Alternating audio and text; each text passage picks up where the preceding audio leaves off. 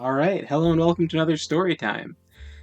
This one comes from a vacation that we went on to Universal. Now we were waiting on the line for the ET ride, and there was this dad behind us doing the classic thing where like mom goes off shopping and then dad takes the kids on a ride that mom doesn't want to go on.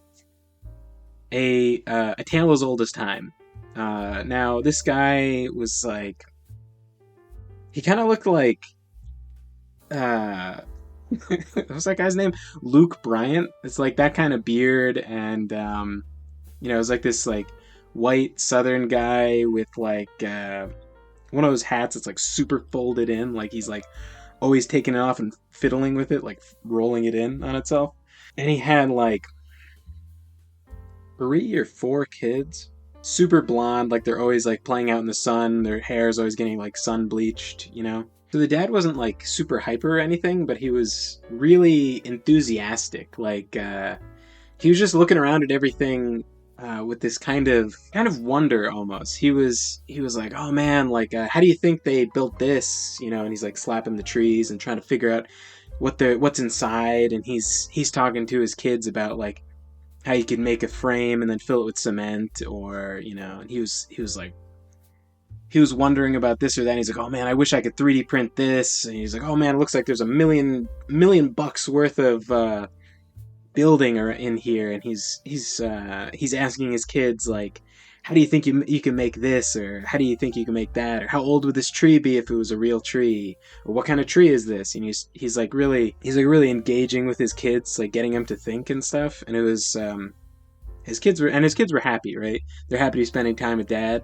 And it was just nice to see. Some people are real like Debbie Downer about kids and stuff, or they're like, "Oh, like say goodbye to your back" or whatever. But it's just nice to see someone's like enjoying life. He's just looking around at stuff, and then like his kids would say something, and he's like, "What do you say?" And like he made sure that he heard what each kid was talking about, and like then he'd be like, "Oh, Jason said this. What do you think?" Like, it's like it's real like really present. There wasn't like sometimes kids will babble about this or that, and then it just kind of flows downstream. You can't pay attention to everything that a kid says, I guess.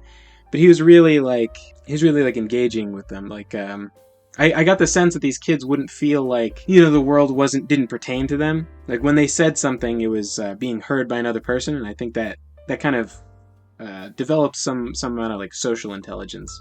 Like after we got off the ride, he got up with us, right? Because we ended up on the same thing, and it was just nice, like hearing this guy behind me, just like talking to his kids. He was like, he had like I don't know 3, 4, 5. I didn't count, but he went to each one of them and was like, "Did you have a fun time? Did you have a fun time? Did you have a fun time? Did you have a fun time?" And he waited for each one of them to answer, and he like had all the other kids like listen to what they thought about the ride, and then only and he like stopped them all so they could engage with it. And it was like it felt like someone was he was like training the ADD out of them. He was like, "No, don't worry about all this other stuff. Your brother's talking. What does your brother think? What do you think, Jason?" or whatever. Like he was like. And after they were all done, it was like, "All right, let's go see mom."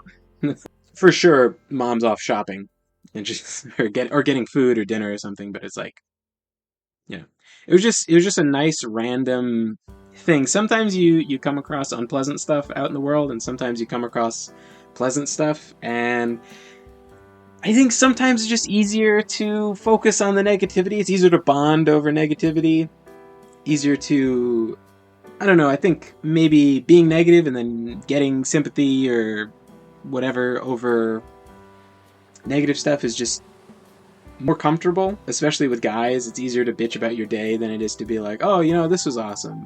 This happened." And I think like a certain kind of person is going to be sort of trained to be negative, and so when you're happy about this or that, they'll be like, "Ugh," they'll be annoyed. So it tends to train people not to talk about the good stuff that happened in their day or in their life, and I think that's a waste. I think there's a lot of happy stuff you see out in the world, and it's worth remembering that it exists. Especially, if random wave of depression is going to take you down, you should you should be armored against it a little bit. Like, think about some of the stuff you come across. It's just super nice, and this is just a happy dad with happy kids and a happy wife, and they're just going to Universal on the ET ride, and they're all thinking and learning and growing and gonna grow up to, I don't know, maybe 3D print trees. Apparently. Just a random little happy thing that I came across in my on my vacation. I hope you enjoyed, and I hope it brightens your day a little bit, and remember to focus on the happy stuff. Anyway, that's all I got. Thanks for watching. Oh, and I should have like an end screen. So this is the end screen. I write books. I'm an author, so you can go to my website and check those out. It's in the description. Unless it moves to like over there again or something.